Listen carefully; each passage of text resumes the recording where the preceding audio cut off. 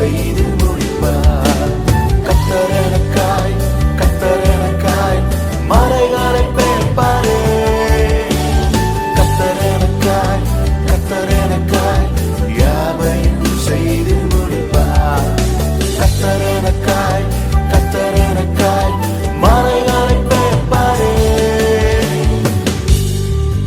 நீர் எனக்காக செய்ய நினைத்ததை ஒருவனும் தடை செய்ய முடியாது. நீர் நினைத்தது நடக்கும்.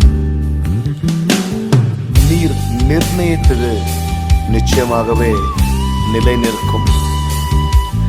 மனம் மாற நீர் மனிதர் அல்ல, சொல்லியும் நீர் செய்யாமல் இருப்பதில்லை. நீ சொன்னது நடக்குமோ என்ற சந்தேகம் இல்லை. நீ நினைத்த